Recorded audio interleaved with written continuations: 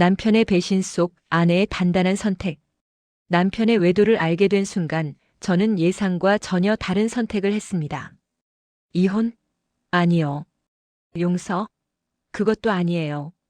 제가 선택한 건 복수였습니다. 하지만 여러분이 생각하는 그런 복수가 아니에요. 제 복수는 훨씬 더 치밀하고 더 냉정하고 더 완벽했습니다. 그리고 남편은 지금도 모릅니다. 자기가 어떤 대가를 치르고 있는지. 평범한 부부의 일상. 제 이름은 서연이고 올해 37입니다. 남편 재혁이와는 결혼한 지 12년째예요. 11살 아들 준우와 8살 딸 하은이를 키우고 있습니다. 재혁이는 대기업 마케팅팀 차장이에요. 올해 40이 되었고 회사에서 나름 인정받는 위치에 있습니다. 저는 아이들을 낳고 나서 직장을 그만뒀어요. 전업주부로 12년을 살았죠. 우리 가족은 서울 송파구에 있는 40평대 아파트에 살았습니다. 재혁이 연봉과 제가 결혼 전에 모았던 돈으로 대출받아서 산 집이었어요. 아직 대출이 좀 남아 있었지만 열심히 갚아나가고 있었습니다. 평범한 가정이었어요. 재혁이는 성실한 남편이었고 저는 알뜰한 주부였습니다. 아이들은 건강하게 잘 자라고 있었고요. 재혁이는 보통 오전 8시에 출근해서 저녁 7시쯤 퇴근했어요. 야근이 있는 날은 9시나 10시에 들어왔죠. 금요일에는 회식이 잦았습니다. 한 달에 두세 번 정도요. 제 하루는 아침 6시에 시작됐습니다. 일어나서 재혁이와 아이들 아침 준비하고 준우 학교 보내고 하은이 유치원 보내고 그러고 나면 집안일을 했어요. 청소하고 빨래하고 저녁 준비하고 오후 2시쯤 하은이를 유치원에서 데려오고 4시쯤 준우가 학원 갔다가 돌아왔습니다. 아이들 숙제 봐주고 간식 챙겨주고 저녁 먹이고 그렇게 하루가 갔어요. 재혁이가 퇴근하면 저녁을 함께 먹었습니다. 아이들 얘기, 재혁이 회사 얘기, 제 친구들 얘기. 소소한 일상을 나눴죠. 오늘 회사에서 신제품 기획안 발표했는데 임원진들한테 호평 받았어. 재혁이가 뿌듯하게 말했어요. 진짜? 잘했네. 역시 우리 여보. 저는 진심으로 기뻐하며 박수를 쳤습니다. 다음 달에 승진 발표 있는데 이번에는 부장 달 수 있을 것 같아. 정말? 그럼 월급 더 오르는 거야? 응, 많이는 아니지만 조금 오르지. 좋겠다. 그럼 하은이 피아노 학원 보낼 수 있겠네. 그래, 보내줘. 우리 딸 하고 싶다던 거잖아. 이런 평범한 대화들이 저는 좋았어요. 특별할 것 없는 일상이었지만 그게 행복이었습니다. 주말에는 가족끼리 시간을 보냈어요. 한강공원 가서 자전거 타거나 영화 보러 가거나 마트 가서 장 보거나 아이들이 커가는 모습을 보는 게 정말 즐거웠습니다. 엄마, 나 이번 수학 시험에서 100점 맞았어. 준우가 자랑스럽게 말했어요. 정말? 우리 아들 최고다. 제가 준우를 안아줬습니다. 아빠, 나는 오늘 유치원에서 그림 그렸는데 선생님이 칭찬했어. 하은이가 재혁이한테 그림을 보여줬어요. 와, 우리 딸 정말 잘 그렸네. 역시 예술가야. 재혁이가 하은이를 안아올리며 웃었습니다. 완벽한 가족이었어요. 다른 집들처럼 가끔 부부싸움도 했지만 금방 풀렸습니다. 아이들 교육 문제로 의견이 다를 때도 있었지만 결국 타협점을 찾았어요. 여보, 준우 영어 유치원 보내는 거 어때? 재혁이가 어느 날 제안했어요. 너무 어리지 않아? 아직 초등학교 4학년인데. 요즘 애들 다 보내잖아. 늦으면 뒤처져. 그래도 애가 스트레스 받을 것 같은데. 우리는 한참을 이야기했고 결국 준우의 의견을 물어보기로 했습니다. 준우는 가고 싶다고 했고 저는 동의했어요. 이렇게 우리는 서로 배려하며 살았습니다. 재혁이는 제 의견을 존중했고 저도 재혁이의 생각을 이해하려고 노력했어요. 경제적으로도 안정적이었습니다. 재혁이 연봉이 1억 정도였고 제가 알뜰하게 살림해서 저축도 꾸준히 했어요. 아이들 교육비 빼고도 한 달에 200만 원 정도는 저축할 수 있었습니다. 제 부모님도 가끔 오셨어요. 저희 집에서 하루 이틀 묵다 가시곤 했죠. 재혁이는 장인어른 장모님을 잘 모셨어요. 재혁이 참 좋은 사위야. 서연이 복 많이 받았네. 어머니가 말씀하시곤 했습니다. 맞아요, 엄마. 재혁이 정말 좋은 남편이에요. 저도 진심으로 그렇게 생각했어요. 재혁이 부모님도 저를 좋아하셨습니다. 명절 때마다 시댁에 가면 시어머니는 항상 우리 며느리가 최고라고 하셨어요. 서연아, 재혁이가 너 만나서 정말 잘 됐어. 전에는 성격이 거칠었는데 너 만나고 많이 부드러워졌어. 시어머니가 제 손을 잡으며 말씀하셨어요. 모든 게 완벽했습니다. 사랑하는 남편, 건강한 아이들, 안정적인 경제, 좋은 관계의 양가 부모님. 제가 바라던 행복한 가정이었어요. 저는 이 일상이 영원히 계속될 거라고 믿었습니다. 재혁이를 의심할 이유도 없었고 의심해 본 적도 없었어요. 하지만 그게 제 착각이었습니다. 완벽해 보이는 일상 뒤에 숨겨진 진실이 있었죠. 남편의 이상 행동 발견. 변화는 6개월 전부터 시작됐습니다. 아주 미묘한 변화였어요. 처음에는 제 착각인가 싶었죠. 첫 번째 신호는 재혁이의 퇴근 시간이었습니다. 점점 늦어지기 시작했어요.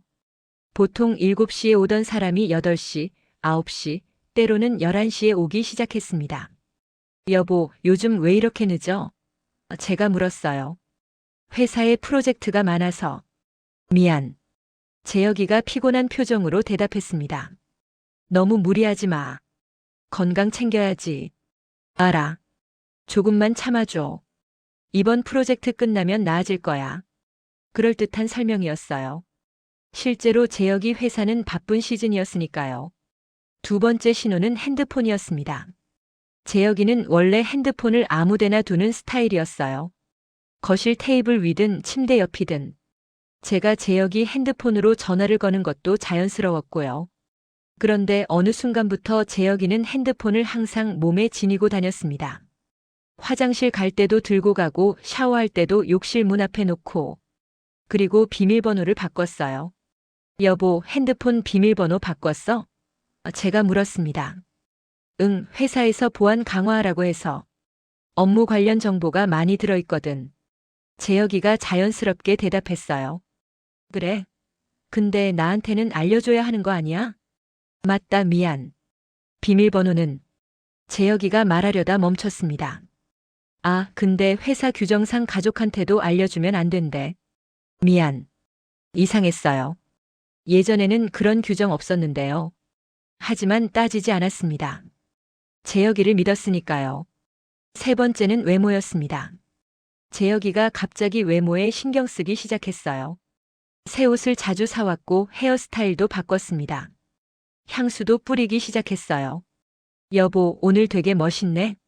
제가 말했습니다. 그래? 고마워. 회사에서 중요한 프레젠테이션 있어서. 재혁이가 웃으며 대답했어요. 향수도 뿌렸네. 무슨 향수야? 아, 이거? 후배가 선물해 준 거야. 괜찮지? 응, 좋아. 하지만 속으로는 의문이 들었어요. 회사 프레젠테이션에 왜 이렇게 꾸미지? 네 번째는 주말 약속이었습니다. 재혁이가 주말에 자주 나가기 시작했어요. 회사 동료들 만나거나 대학 동기들 만나거나 골프 치러 가거나. 여보, 이번 주 토요일에 우리 가족 놀이공원 가기로 했잖아. 제가 말했어요. 아, 미안. 토요일에 회사팀 워크숍 있어서 꼭 참석해야 해. 일요일은? 일요일은 대학 동기들 골프 약속 잡혔어. 오랜만에 만나는 거라서. 그럼 다음 주는? 다음 주는 괜찮을 것 같아. 하지만 다음 주에도 또 약속이 생겼어요. 그 다음 주에도 마찬가지였습니다. 다섯 번째는 부부관계였어요. 횟수가 급격히 줄어들었습니다. 한 달에 한두 번으로 줄어들더니 최근 2달은 거의 없었어요. 제가 먼저 시도하면 피곤해, 내일 중요한 미팅 있어, 요즘 스트레스가 심해서 같은 핑계로 피했습니다. 여보, 요즘 너무 안 하는 거 아니야? 제가 조심스럽게 물었어요. 미안. 요즘 회사 일 때문에 정신이 없어서. 조금만 기다려줘. 저는 이해하려고 노력했습니다. 재혁이가 승진 압박도 받고 스트레스도 많이 받으니까요. 여섯 번째는 태도였습니다. 재혁이가 저한테 무관심해지기 시작했어요. 예전에는 제 하루 일과를 물어보고 제 이야기를 들어주고 관심을 보였는데 이제는 그런 게 없었습니다. 여보, 오늘 나 친구들이랑 점심 먹고 왔어. 너무 재밌었어. 제가 말했어요. 그래. 재혁이는 핸드폰만 보며 대답했습니다. 여보, 내 얘기 듣고 있어? 응, 듣고 있어. 친구들 만났다며. 하지만 전혀 관심 없는 말투였어요. 마치 의무적으로 대답하는 것 같았습니다. 7번째는 아이들이었습니다. 재혁이가 아이들한테도 예전만큼 관심을 보이지 않았어요. 주말에도 집에 있으면 자기 방에만 들어가 있고 아이들이랑 놀아주지도 않았습니다. 아빠, 나랑 축구하자. 준우가 말했어요. 아빠 피곤해. 나중에. 재혁이가 거절했습니다. 아빠, 내 그림 좀 봐줘. 하은이가 그림을 보여줬어요. 응, 잘 그렸네. 근데 아빠 지금 바빠. 재혁이는 대충 보고 말았습니다. 아이들의 표정이 어두워지는 게 보였어요. 저는 가슴이 아팠습니다. 이 모든 신호들이 모여서 하나의 의심을 만들어냈습니다. 혹시 재혁이한테 다른 여자가 있는 건 아닐까? 하지만 저는 그 생각을 떨쳐냈어요. 아니야, 재혁이는 그런 사람이 아니야. 12년을 같이 살았는데 내가 재혁이를 몰라? 그냥 회사 일 때문에 스트레스 받는 거야. 저는 스스로를 설득했습니다. 하지만 마음 한구석의 불안은 점점 커져만 갔어요. 의심과 혼란 속 진실 탐색. 그러던 어느 날 결정적인 사건이 있었습니다. 3주 전 수요일이었어요. 재혁이가 출근하고 나서 저는 침실을 청소하고 있었어요. 침대 시트를 갈려고 이불을 걷어냈는데 베개 밑에서 뭔가 떨어졌습니다. 귀걸이였어요. 작은 진주 귀걸이. 제 귀걸이가 아니었습니다. 저는 진주 귀걸이를 가지고 있지 않았거든요. 그럼 이게 누구 거지? 손이 떨렸어요. 이게 무슨 의미인지 알 것 같았습니다. 저는 귀걸이를 손에 쥐고 한참을 멍하니 서 있었어요. 아니야, 아닐 거야. 분명 다른 이유가 있을 거야. 혹시 하은이 거? 아니야, 하은이는 아직 귀를 뚫지 않았어요. 그럼 청소하시는 분 거? 하지만 청소 아주머니는 60대세요. 이런 스타일의 귀걸이를 하실 분이 아니에요. 저는 귀걸이를 서랍에 넣어두고 평소처럼 하루를 보냈습니다. 하은이 유치원 데려다주고 장 보고 저녁 준비하고. 하지만 머릿속은 온통 그 귀걸이 생각뿐이었어요. 재혁이가 퇴근한 건 저녁 9시였습니다. 평소보다 늦었어요. 다녀왔어. 재혁이가 현관문을 열며 말했어요. 응, 저녁 먹었어? 저는 최대한 평온하게 물었습니다. 회사에서 먹었어. 야근하느라.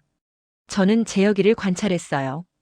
와이셔츠가 조금 구겨져 있었고 넥타이가 살짝 풀어져 있었습니다. 그리고 향수 냄새가 났어요.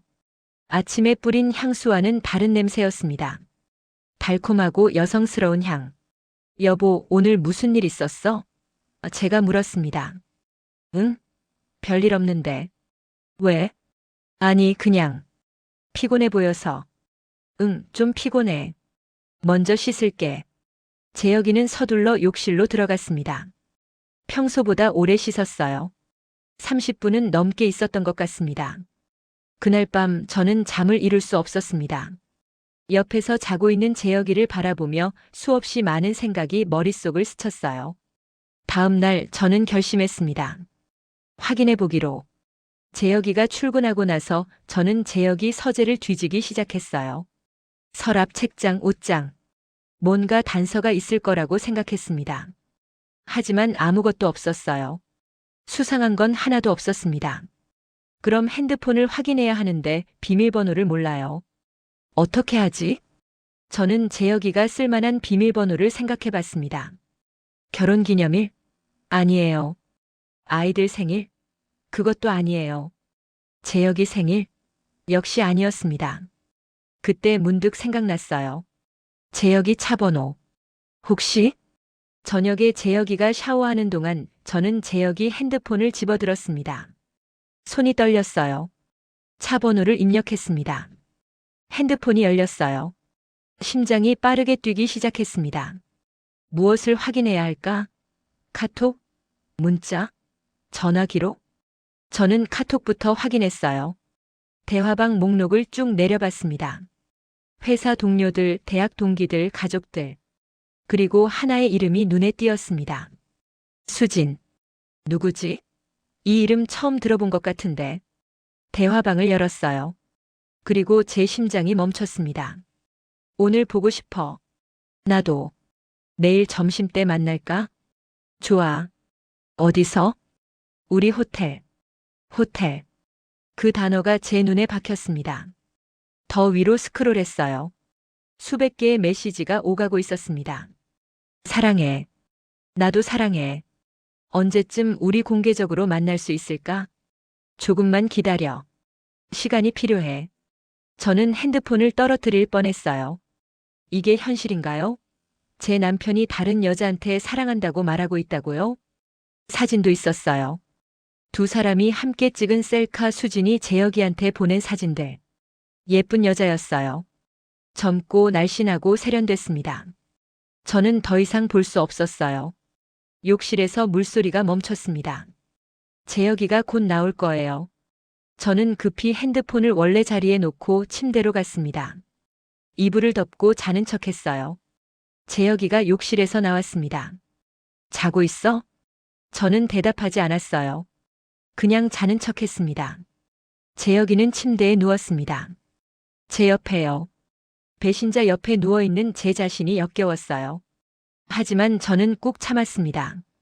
울지도 않았고 소리 지르지도 않았어요. 그냥 눈을 감고 있었습니다. 그날 밤 저는 한숨도 자지 못했습니다. 눈을 감고 있었지만 정신은 또렷했어요. 머릿속으로 수천 가지 생각이 스쳐 지나갔습니다. 어떻게 해야 할까? 당장 따져 물어야 할까? 이혼해야 할까? 아이들은 어떻게 하지? 하지만 제 선택은 달랐습니다. 저는 아무것도 하지 않기로 했어요. 아직은요. 더 확실한 증거가 필요했습니다. 그리고 계획이 필요했어요. 남편의 불륜 정황 확인. 다음 날부터 저는 탐정이 됐습니다. 재혁이의 모든 행동을 관찰하기 시작했어요. 재혁이가 출근한 후 저는 재혁이 차를 확인했습니다. 혹시 뭔가 증거가 남아있지 않을까? 조수석 밑을 보니 여자 머리카락이 몇 가닥 있었어요. 긴 머리카락이었습니다. 제 머리카락이 아니에요. 저는 단발이거든요. 글러브 박스를 열어봤어요. 영수증 몇 장이 있었습니다. 호텔 영수증, 레스토랑 영수증, 꽃집 영수증. 모두 최근 한 달 내의 것들이었어요. 저는 영수증들을 사진으로 찍어두었습니다. 증거로 남겨야 했으니까요. 저녁에 재혁이가 퇴근하면 저는 재혁이의 옷을 유심히 봤어요. 와이셔츠 깃에 립스틱 자국은 없는지, 옷에서 향수 냄새는 나지 않는지. 하루는 재혁이 재킷 주머니에서 호텔 키카드를 발견했습니다. 여보, 이거 뭐야? 제가 물었어요. 응? 아, 그거. 지난주에 회사 워크숍 갔을 때 호텔 키카드야. 버리려다 깜빡했네. 재혁이가 자연스럽게 대답했습니다. 하지만 저는 알고 있었어요. 지난주에 회사 워크숍 같은 건 없었다는 걸. 재혁이가 거짓말하고 있다는 걸. 저는 재혁이 신용카드 사용 내역도 확인했어요. 온라인 뱅킹에 로그인해서 최근 3개월 내역을 쭉 봤습니다. 호텔, 레스토랑, 꽃집, 보석점. 제가 모르는 곳에서의 결제가 수없이 많았어요. 금액도 만만치 않았습니다. 한 달에 300만 원 정도를 쓰고 있더군요. 그 돈으로 여자를 만난 거예요. 제가 알뜰하게 살림하며 모아둔 돈으로 재혁이는 바람을 피우고 있었습니다. 저는 분노가 치밀어 올랐지만 참았습니다. 아직은 때가 아니었어요.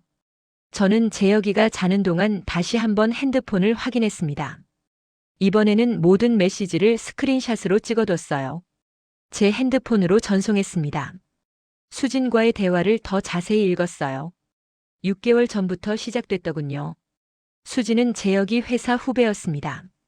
29살 미혼이었어요. 오빠, 오늘 회의 때 정말 멋있었어요. 그래?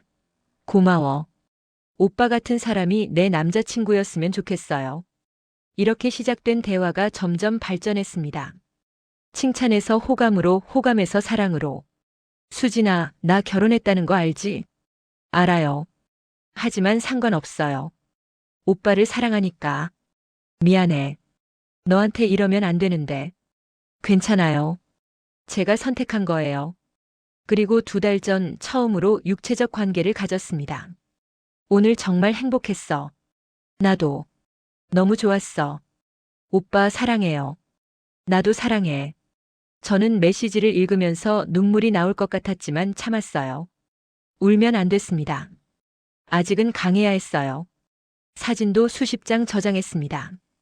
호텔에서 찍은 사진, 레스토랑에서 찍은 사진, 수진이 재혁이 차 안에서 찍은 셀카. 모든 게 증거였습니다. 그리고 한 가지 더 발견했어요. 재혁이가 수진에게 돈을 보낸 기록이었습니다. 한 달에 100만 원씩 총 3개월간 300만 원을 송금했더군요. 생활비에 보탰어. 오빠 고마워요. 사랑해요. 제 남편이 다른 여자한테 용돈을 주고 있었어요. 제가 애써 모은 돈으로요. 저는 모든 증거를 정리했습니다. 스크린샷, 영수증 사진, 신용카드 내역, 송금 기록. 클라우드에 백업하고 USB에도 저장했어요. 그리고 친한 친구한테도 하나 보관해달라고 했습니다. 서연아, 이게 대체 뭐야? 친구 미선이가 물었어요. 나중에 필요할 수도 있어. 그냥 보관만 해줘. 제가 대답했습니다. 혹시 재혁이 오빠가? 응. 바람 피우고 있어. 미선이는 깜짝 놀랐어요. 진짜? 재혁이 오빠가? 믿을 수 없어. 나도 믿고 싶지 않아. 하지만 사실이야. 그럼 어떡할 거야? 이혼할 거야? 저는 한참을 침묵했습니다. 그리고 대답했어요. 모르겠어. 아직 결정 못했어. 사실 저는 이미 결정을 내린 상태였어요. 하지만 미선이한테 말할 순 없었습니다. 아무한테도 말할 수 없었어요. 일주일 후 저는 직접 확인하기로 했습니다. 재혁이를 미행하기로 한 거예요. 목요일 저녁이었어요. 재혁이가 오늘 회식 있어서 늦을 것 같아라고 문자를 보냈습니다. 저는 준우와 하은이를 친정엄마한테 맡기고 재혁이 회사 근처로 갔습니다. 차 안에서 기다렸어요. 오후 6시 30분쯤 재혁이가 회사 건물에서 나왔습니다. 혼자가 아니었어요. 여자가 함께 있었습니다. 수진이었어요. 사진으로 봤던 그 여자. 두 사람은 주차장으로 걸어갔습니다. 재혁이 차에 함께 탔어요. 저는 뒤를 따라갔습니다. 재혁이의 차는 호텔로 향했습니다. 강남의 고급 호텔이었어요. 두 사람은 차에서 내려 호텔 로비로 들어갔습니다. 저도 따라 들어갔어요. 멀찍이서 지켜봤습니다. 재혁이가 프론트에서 체크인하고 수진과 함께 엘리베이터를 탔어요. 두 사람은 자연스럽게 손을 잡고 있었습니다. 제 가슴이 찢어지는 것 같았어요. 하지만 표정은 무너뜨리지 않았습니다. 냉정하게 차갑게 지켜봤어요. 저는 호텔 라운지에서 기다렸습니다. 3시간을 기다렸어요. 책을 읽는 척하면서요. 밤 9시 30분쯤 두 사람이 엘리베이터에서 내려왔습니다. 수지는 행복한 표정이었어요. 재혁이는 만족스러운 표정이었습니다. 두 사람은 로비에서 한참을 서서 이야기했어요. 그리고 키스했습니다. 길게 깊게. 저는 그 장면을 핸드폰으로 촬영했습니다. 증거로 남겨야 했으니까요. 키스가 끝나고 재혁이는 수진을 택시에 태워줬어요. 그리고 자기 차로 갔습니다. 집으로 오는 거겠죠. 저는 재혁이보다 먼저 집에 도착했습니다. 친정엄마한테서 아이들을 데려오고 평소처럼 TV를 켰어요. 30분 후 재혁이가 들어왔습니다. 다녀왔어. 회식 길어져서 늦었어. 재혁이가 말했어요. 응. 저녁 먹었어? 저는 평온하게 물었습니다. 응, 회사에서 먹었어. 거짓말이었어요. 재혁이는 호텔에 있었고 회식 같은 건 없었습니다. 술 많이 마셨어? 괜찮아? 제가 물었어요. 응, 좀 마셨어. 근데 괜찮아. 역시 거짓말. 재혁이한테서는 술 냄새가 전혀 나지 않았어요. 그래, 푹 쉬어. 피곤하겠다. 제가 웃으며 말했습니다. 응, 고마워. 재혁이도 웃었어요. 저는 그 웃음이 역겨웠지만 티내지 않았습니다. 그냥 평소처럼 대했어요. 재혁이가 샤워하러 들어갔을 때 저는 재혁이 재킷을 확인했습니다. 호텔 영수증이 주머니에 들어있었어요. 그리고 수진의 향수 냄새가 재킷에 밴 채로 남아있었습니다. 저는 영수증도 사진으로 찍어뒀어요. 모든 게 증거였으니까요. 충격과 배신감 속 혼자 앉아 고민. 그날 밤 재혁이가 잠든 후 저는 거실로 나왔습니다. 소파에 앉아 멍하니 창밖을 바라봤어요. 12년. 12년을 함께 살았는데 이렇게 쉽게 배신할 수 있는 거군요. 두 아이의 아버지가 제 남편이 다른 여자와 호텔에서 시간을 보내다니. 눈물이 나올 것 같았지만 참았습니다. 울면 안 됐어요. 무너지면 안 됐습니다. 저는 제 선택지를 생각해 봤어요. 첫 번째, 당장 이혼하는 것. 증거도 충분히 확보했고 재혁이가 유책 배우자니까 위자료도 받을 수 있을 거예요. 아이들 양육권도 제가 가져갈 수 있고요. 하지만 그러면 저는 두 아이를 혼자 키워야 합니다. 직장도 없는 상태에서요. 12년 경력 단절 주부가 다시 취업하기는 쉽지 않아요. 아이들은 편부모 가정에서 자라게 되고요. 두 번째, 재혁이와 대면에서 따져 묻는 것. 관계를 끊으라고 요구하고 다시 시작하는 거예요. 하지만 그게 가능할까요? 한번 무너진 신뢰를 다시 쌓을 수 있을까요? 그리고 재혁이가 정말로 수진과 헤어질까요? 아니면 더 조심스럽게 만나기만 할까요? 세 번째, 모른 척하는 것. 그냥 지금처럼 살아가는 거예요. 재혁이의 불륜을 알고 있지만 내색하지 않고. 하지만 그건 너무 비참해요. 매일 배신자 옆에서 자고 배신자를 위해 밥을 차리고 배신자의 아이를 키우는 거잖아요. 네 번째, 복수하는 것. 그 순간 제 머릿속에 하나의 계획이 떠올랐습니다. 냉정하고 치밀하고 완벽한 복수. 재혁이한테 같은 고통을 돌려주는 것. 아니, 더 큰 고통을요. 저는 노트를 꺼내 계획을 적기 시작했어요. 세세한 부분까지 전부요. 새벽 3시까지 계획을 짰습니다. 그리고 확신했어요. 이게 최선의 선택이라고. 다음 날부터 저는 실행에 옮기기 시작했습니다. 가정을 지키기로 결심. 제 계획의 첫 번째 단계는 아무것도 모르는 척하는 것이었습니다. 완벽하게 평소처럼 행동하는 거예요. 저는 재혁이한테 더 다정하게 대했습니다. 아침마다 재혁이가 좋아하는 음식을 만들어줬고 출근할 때 오늘도 화이팅! 이라고 응원해줬어요. 여보, 요즘 기분 좋아 보이네? 재혁이가 물었습니다. 응, 그냥 날씨도 좋고 애들도 잘 크고 있고. 행복해. 제가 웃으며 대답했어요. 그래, 나도 좋아. 우리 가족 최고야. 재혁이가 제 어깨를 두드렸습니다. 속으로는 비웃음이 나왔지만 표정은 밝게 유지했어요. 두 번째 단계는 재정을 정리하는 것이었습니다. 저는 재혁이 모르게 돈을 빼돌리기 시작했어요. 우리 부부는 공동 통장을 쓰고 있었어요. 재혁이 월급이 들어오면 저축과 생활비로 나눠서 관리했죠. 저축은 제 명의 계좌에, 생활비는 공동 통장에 두었습니다. 저는 매달 저축액을 조금씩 늘렸어요. 재혁이가 눈치채지 못하게 조금씩요. 그리고 생활비는 최대한 아껴 쓰기 시작했습니다. 여보, 요즘 밥상이 좀 소박하네. 재혁이가 물었어요. 응, 다이어트 하려고. 애들도 건강하게 먹이려고 채식 위주로 차리는 거야. 제가 대답했습니다. 그래. 근데 너무 아끼지는 마. 돈 걱정은 하지 말고. 알았어. 고마워, 여보. 재혁이는 제가 돈을 아끼는 진짜 이유를 몰랐어요. 미래를 준비하고 있다는 걸요. 세 번째 단계는 제 경력을 다시 쌓는 것이었습니다. 12년 만에 다시 일을 시작하기로 했어요. 저는 결혼 전에 마케팅 회사에서 일했었어요. 프리랜서로 일할 수 있는 경력이었죠. 인터넷으로 프리랜서 마케팅 일자리를 찾기 시작했습니다. 작은 프로젝트부터 시작했어요. 집에서 할 수 있는 일들이었죠. 여보, 나 요즘 집에서 프리랜서로 일 좀 하려고. 제가 재혁이한테 말했어요. 진짜? 갑자기 왜? 집에만 있으니까 답답해서. 그리고 용돈도 벌고 싶고. 괜찮지? 당연히 괜찮지. 좋은 생각이야. 우리 와이프 능력 있잖아. 재혁이가 격려해줬어요. 재혁이는 몰랐죠. 제가 독립을 준비하고 있다는 걸요. 처음에는 한 달에 50만 원 정도 벌었어요. 작은 금액이었지만 점점 늘려갔습니다. 3개월 후에는 월 150만 원까지 벌게 됐어요. 여보, 대단한데? 벌써 이렇게 많이 벌어? 재혁이가 놀라워했습니다. 응, 생각보다 일이 잘 풀려. 재밌기도 하고. 제가 웃으며 대답했어요.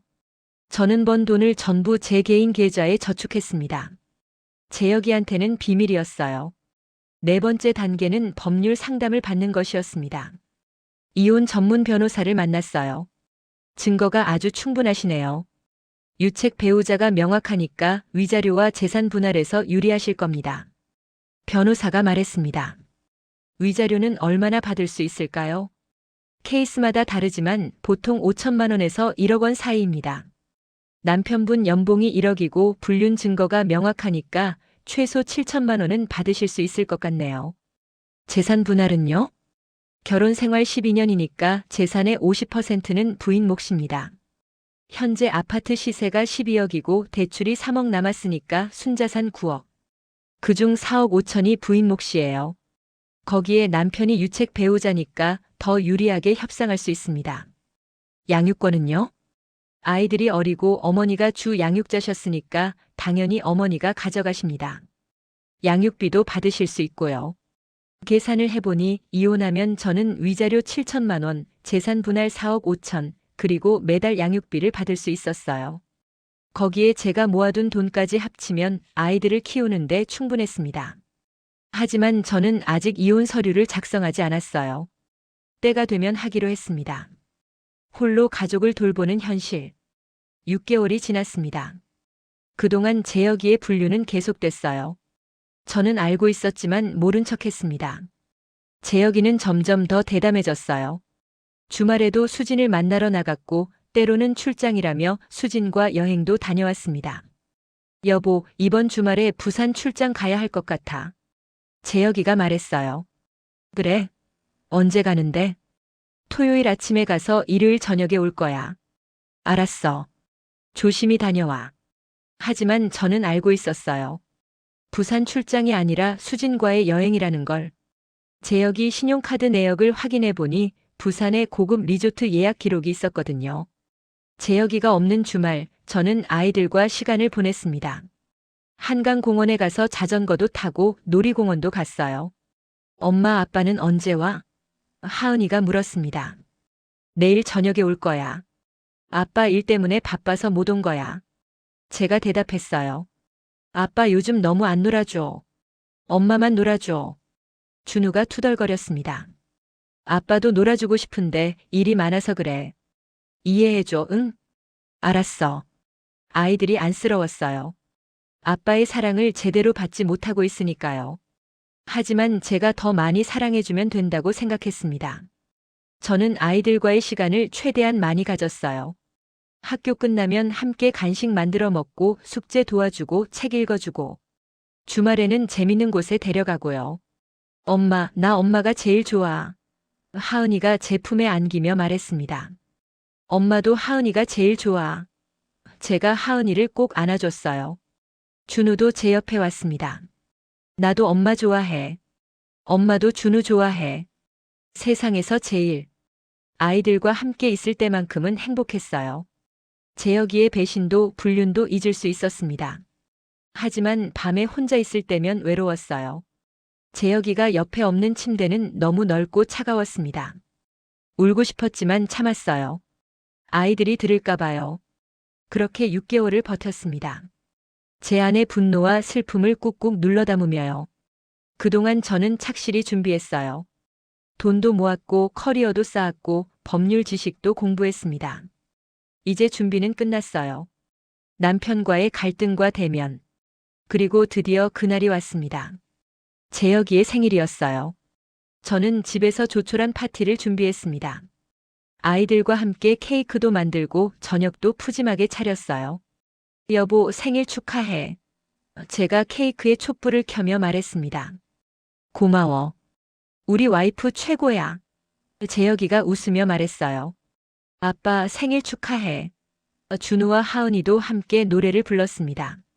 촛불을 끄고 케이크를 나눠 먹고 저녁을 먹었어요. 화기애애한 분위기였습니다. 식사가 끝나고 아이들을 재운 후 저는 재혁이한테 말했어요. 여보, 얘기 좀 할 수 있을까? 응, 무슨 얘기? 중요한 얘기야. 여기 앉아. 재혁이는 소파에 앉았어요. 저도 맞은편에 앉았습니다. 뭔데? 표정이 심각한데. 재혁이가 물었습니다. 저는 봉투 하나를 꺼내 테이블 위에 올려놨어요. 이게 뭐야? 재혁이가 봉투를 집어들었습니다. 열어봐. 재혁이가 봉투를 열었어요. 안에는 사진들이 들어있었습니다. 재혁이와 수진이 호텔 로비에서 키스하는 사진, 함께 레스토랑에서 식사하는 사진, 손을 잡고 걷는 사진들. 재혁이의 얼굴이 하얗게 질렸습니다. 이게 어떻게? 6개월 전부터 알고 있었어. 너랑 수진이 사귀는 거. 제가 차갑게 말했습니다. 서연아, 다 알고 있어. 호텔 간 것도 돈 보낸 것도 부산 여행 간 것도 증거도 다 있어. 재혁이는 아무 말도 하지 못했어요. 그저 고개를 숙이고 있었습니다. 왜 그랬어? 내가 뭘 잘못했어? 12년을 함께 살았는데 왜 다른 여자를 만난 거야? 미안해. 정말 미안해. 미안하다고? 그게 전부야? 변명의 여지가 없어. 내가 잘못했어.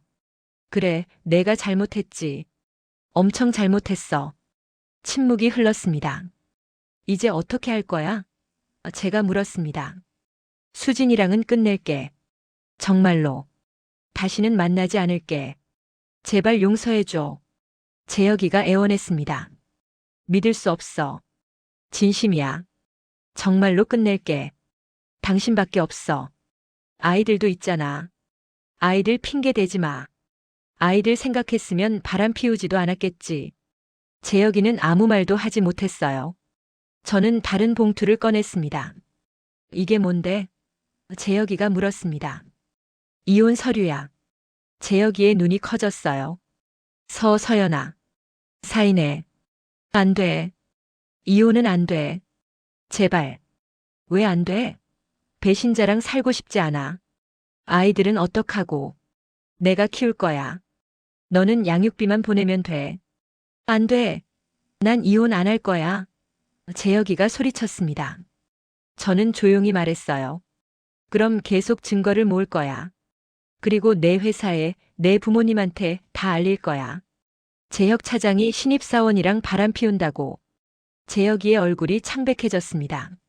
선택해. 조용히 이혼하고 새 출발할 건지 아니면 모든 걸 잃을 건지. 재혁이는 한참을 고민하더니 말했습니다. 시간을 줘. 생각할 시간을. 일주일. 일주일 후에 답 줘. 흔들리지 않는 아내의 최종 선택. 일주일은 긴 시간이었어요. 재혁이는 매일 저를 설득하려고 했습니다. 서연아, 다시 생각해봐. 우리 12년을 같이 살았잖아. 아이들도 있고. 한 번만 용서해줘. 싫어. 정말로 수진이랑 끝냈어. 연락도 차단했어. 이것 봐. 재혁이가 핸드폰을 보여줬어요. 정말로 수진의 연락처가 차단되어 있었습니다. 그게 중요한 게 아니야. 이미 신뢰가 무너졌어. 제가 말했습니다. 다시 싸우면 되잖아. 시간이 걸리더라도. 안 돼. 난 이미 결정했어. 아이들 생각 좀 해줘. 준우랑 하은이는 어떡하고. 아이들은 내가 잘 키울 거야. 걱정 마. 엄마 없이 아빠 없이 자란 아이들이 얼마나 힘들지 알아? 아빠가 바람 피우는 집에서 자라는 게 더 힘들지. 재혁이는 할 말이 없었어요.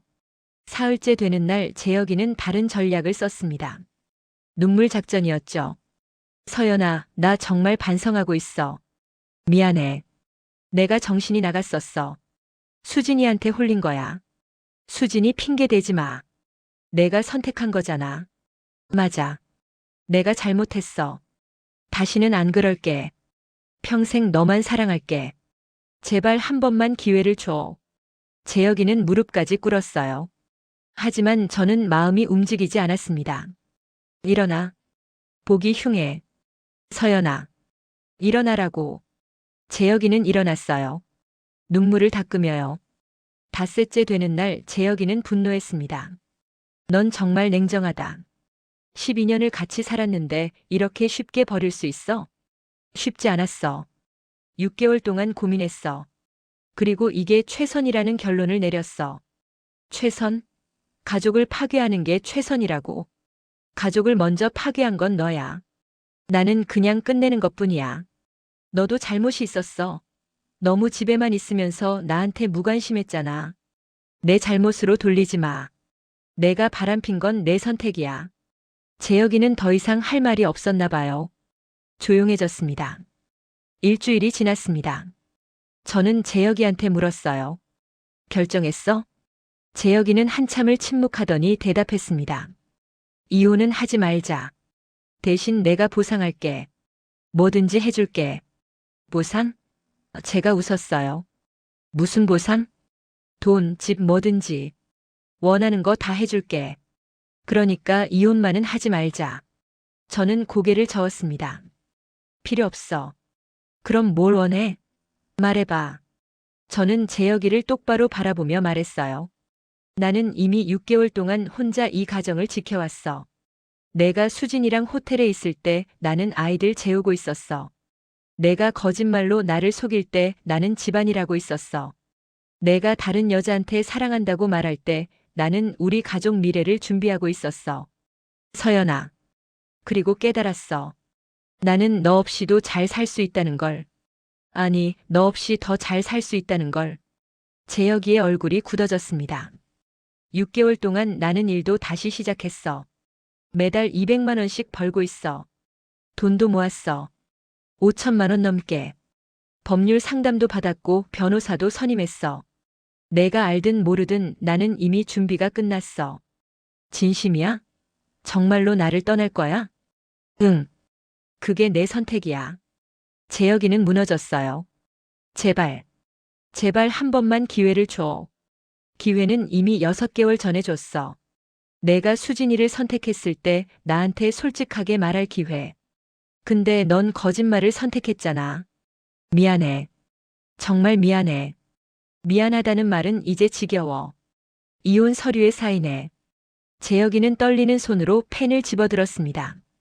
그리고 서류에 사인했어요. 저도 사인했습니다. 그렇게 우리의 12년 결혼 생활이 끝났습니다. 한 달 후 이혼이 확정되었습니다. 위자료 8천만 원, 집은 제가 가져가기로 했어요. 아이들 양육권도 제가 갖고 재혁이는 매달 양육비 200만 원을 보내기로 했습니다. 재혁이는 집을 나갔어요. 짐을 꾸려서 원룸으로 이사했습니다. 아빠 어디가? 하은이가 물었습니다. 아빠는 일 때문에 다른 곳에서 살게 됐어. 하지만 주말마다 너희 보러 올 거야. 제가 설명해 줬어요. 아빠랑 안 살아? 준우가 물었습니다. 응. 엄마랑 아빠는 이제 따로 살기로 했어. 하지만 준우랑 하은이는 변함없이 사랑해. 알지? 아이들은 이해하지 못하는 표정이었어요. 하지만 받아들이려고 노력했습니다. 처음 몇 주는 힘들었어요. 아이들이 아빠를 찾았고 저도 익숙하지 않았습니다. 하지만 시간이 지나면서 적응했어요. 저는 프리랜서 일을 더 늘렸습니다. 이제는 월 300만 원 정도 벌고 있어요. 양육비 200만 원과 합치면 한 달에 500만 원. 충분히 생활할 수 있는 금액이었습니다. 아이들과의 시간도 더 많아졌어요. 재혁이가 없으니 더 자유로웠습니다. 주말마다 아이들과 여행도 가고 놀이공원도 가고 맛있는 것도 먹었어요. 엄마, 나 오늘 너무 재밌었어. 하은이가 웃으며 말했습니다. 그래. 엄마도 재밌었어. 우리 다음에 또 오자. 제가 하은이를 안아줬어요. 준우도 예전보다 밝아졌어요. 엄마, 나 엄마가 세상에서 제일 좋아. 엄마도 준우가 제일 좋아. 재혁이는 약속대로 주말마다 아이들을 데리러 왔어요. 처음에는 어색했지만 점점 자연스러워졌습니다. 애들 잘 부탁해. 제가 재혁이한테 말했어요. 응. 저녁에 데려다 줄게. 재혁이가 대답했습니다. 우리는 더 이상 부부가 아니었지만 아이들의 부모로서는 협력했습니다. 그게 최선이었어요. 3개월이 지났을 때 저는 완전히 새로운 삶에 적응했습니다. 더 이상 재혁이의 거짓말을 걱정하지 않아도 되고 외도를 의심하지 않아도 됐어요. 자유로웠습니다. 어느 날 친구 미선이가 물었어요. 서연아, 후회 안 해? 이혼한 거. 저는 잠시 생각해 봤습니다. 그리고 대답했어요. 아니, 전혀 후회 안 해. 오히려 잘한 것 같아. 진심이야? 응. 재혁이랑 살 때는 행복한 척했어. 겉으로는 완벽한 가족이었지만 속으로는 무너지고 있었어. 근데 지금은 달라. 진짜 행복해. 보기 좋다. 넌 정말 강한 사람이야. 강한 게 아니야. 그냥 내 인생을 선택한 거야. 배신자 옆에서 비참하게 사는 것보다 혼자서 당당하게 사는 걸 선택한 거지. 미선이가 제 손을 꽉 잡았어요. 응원할게. 넌 잘할 거야. 고마워. 6개월이 지났습니다. 저는 이제 완전히 새로운 사람이 된 것 같았어요. 전업주부 서연이가 아니라 독립적인 여성 서연이었습니다. 일도 잘 풀렸어요. 큰 프로젝트를 따내서 한 달에 500만 원 넘게 벌게 됐습니다. 양육비 포함하면 700만 원. 여유가 생겼어요. 아이들도 잘 자랐습니다. 준우는 이제 초등학교 5학년이 됐고 하은이는 초등학교 2학년이 됐어요. 둘 다 밝고 건강하게 자라고 있었습니다. 엄마, 나 오늘 수학시험 100점 맞았어. 준우가 자랑했어요. 정말? 우리 아들 최고다. 제가 준우를 꼭 안아줬습니다. 엄마, 나도 미술대회에서 상 받았어. 하은이도 상장을 보여줬어요. 우와, 우리 딸 정말 대단하다. 제가 하은이도 안아줬습니다. 이제 재혁이 없는 우리 가족은 완전히 자리 잡았어요. 셋이서 행복하게 살고 있었습니다. 재혁이는 어떻게 지내는지 모르겠어요. 가끔 아이들한테 들으면 혼자 사는 게 힘들다고 하더군요. 수진이랑도 결국 헤어졌대요. 수진이가 재혁이한테 실망했다고 합니다. 자업자득이지 뭐. 저는 냉정하게 생각했어요. 1년이 지났습니다. 저는 이제 완전히 새로운 인생을 살고 있었어요. 남편의 배신으로 무너질 뻔했지만 결국 일어섰습니다. 그것도 더 강하게요. 제 선택은 옳았습니다. 가정을 지키는 것이 아니라 나 자신을 지킨 거예요.